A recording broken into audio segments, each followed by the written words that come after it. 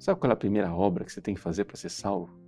É estar disposto a crer. Crer é um assentimento do seu intelecto, né? Onde a vontade diz ao intelecto, creia. É Jesus quem está dizendo. Creia no que Ele está dizendo. E uma vez que você crê, a sua vida vai mudar. Mas você vai dizer assim, mas padre, mas crer em quê? Bom, a primeira coisa, crer no catecismo. Crer naquilo que a igreja sempre ensinou.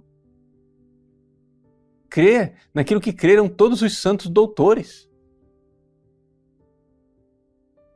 Esses dias, por exemplo, nós estamos aqui falando do discurso do pão da vida, Eucaristia, etc, etc.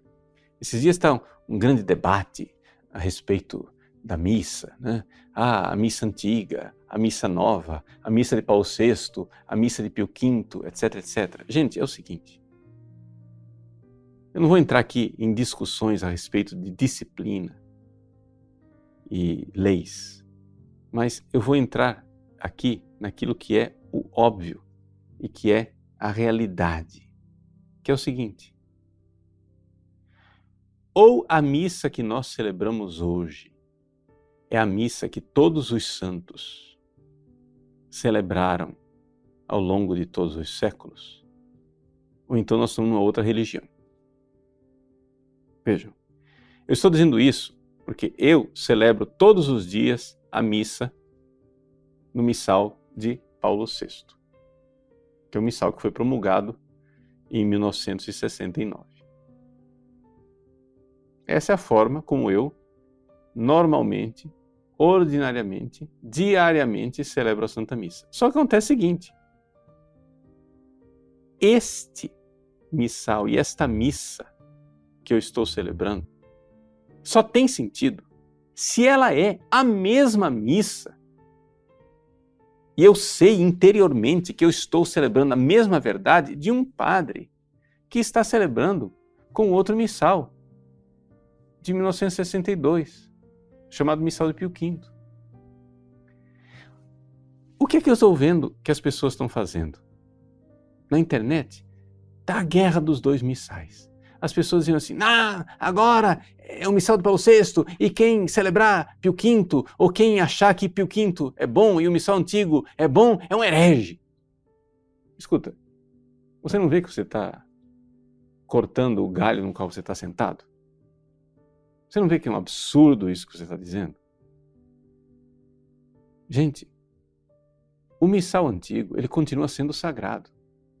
Qual vai ser a norma, a disciplina que vai regular o uso desse missal, como é que vai usar e deixar de usar? Eu não quero entrar nessa discussão. Não é o caso aqui, estou fazendo uma reflexão, uma homilia. Só que acontece o seguinte, o que eu quero que vocês entendam é que o jeito de a igreja celebrar ao longo dos séculos a Santa Missa é o jeito de a igreja transmitir para nós a única fé. Não tem dois credos, um credo pré-Vaticano II e um credo pós-Vaticano II. As pessoas ficam repetindo jargões assim, bobos. Você está falando isso, mas isso é uma mentalidade pré-conciliar. Ou você está dizendo isso é uma mentalidade pós-conciliar. Para nós católicos não tem pré-concílio e pós-concílio. Para nós católicos tem uma continuidade orgânica, que é necessário que você creia nisto. É necessário que nós saibamos.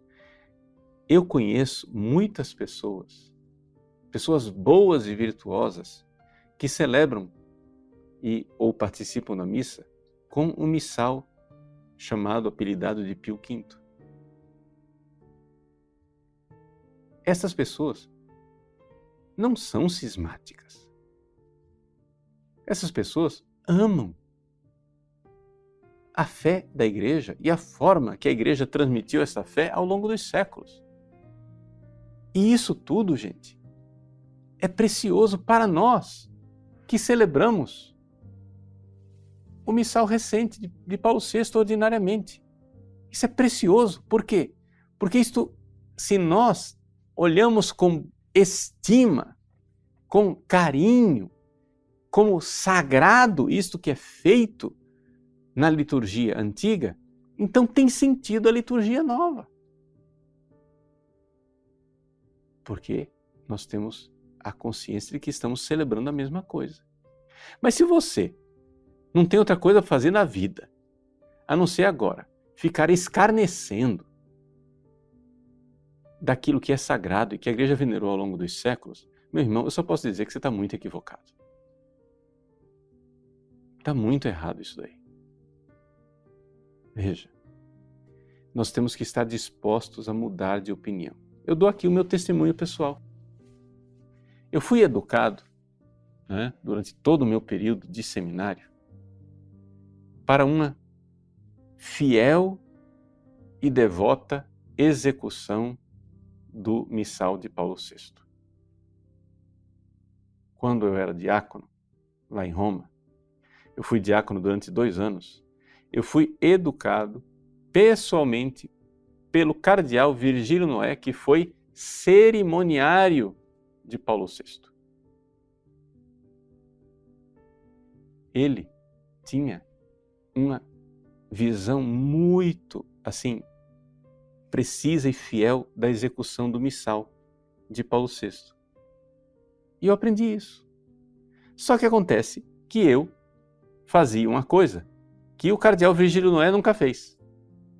Eu, por mania de imitação, feito papagaio, vendo que outras pessoas escarneciam e falavam, olha, a missa de Pio V, olha como ela é desse jeito, é assim, tem não sei quantas cruzes, não sei quantas reverências, não sei quantos ritos, etc, etc.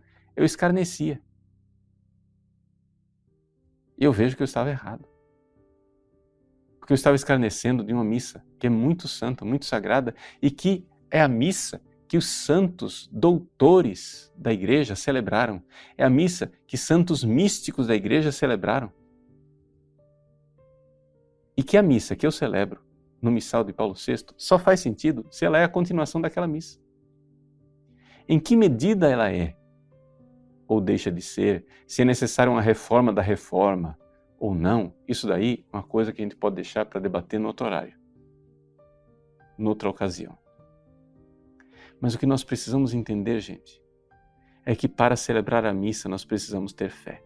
Para nós termos acesso ao pão da vida descido dos céus, a primeira obra que Jesus pede para nós é crer. E nós temos que crer naquilo que é a fé da igreja de sempre. Então, fica aqui esta exortação. Não é um convite, não. É uma exortação. Eu digo isso como um padre que recebeu da igreja a missão de pregar a verdade. Uma exortação. Meus queridos filhos e filhas, a obra que Deus espera de nós é crer. Crer na fé que recebemos dos apóstolos, que foi transmitida ao longo dos séculos e que foi ensinada por todo o magistério da igreja e os seus santos doutores de forma contínua e orgânica. Esta fé está contida não só no catecismo, não só nas definições conciliares, mas na forma tradicional de a igreja celebrar. E nós precisamos fazer todo o nosso esforço para continuar celebrando neste mesmo espírito, sob pena de não estarmos em continuidade com aquilo que é a Igreja de Cristo.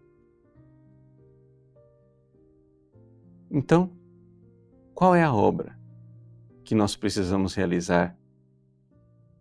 Nós precisamos crer, em primeiro lugar. Na semana que vem, o Evangelho vai continuar esta reflexão, nos falando mais especificamente da Eucaristia, o pão vivo descido do céu, que é a carne de Cristo, o corpo de Cristo que é dado para nos alimentar. Mas não pode ter acesso a este santíssimo sacramento da Eucaristia quem não tiver primeiro parte na Igreja de Cristo, como membro da Igreja de Cristo, crendo as mesmas coisas que creram os santos ao longo dos séculos e que a Igreja, no seu magistério perene, nos ensina sempre. Rezemos pela unidade da Igreja, rezemos pelo Santo Padre, o Papa Francisco, rezemos pelos seus conselheiros, rezemos por tantos fiéis que nesses dias têm sofrido e sofrido muitíssimo, numa espécie de angústia, sem saber o que fazer para continuar crendo naquilo que a Igreja sempre creu. Nós, de nossa parte, devemos rezar, ajudar e estar unidos, numa unidade cheia de caridade, porque é a caridade de Cristo. Como nós dizemos no início da missa de Paulo VI, o amor de Cristo nos uniu. Deus abençoe você. Em nome do Pai, e do Filho, e do Espírito Santo. Amém.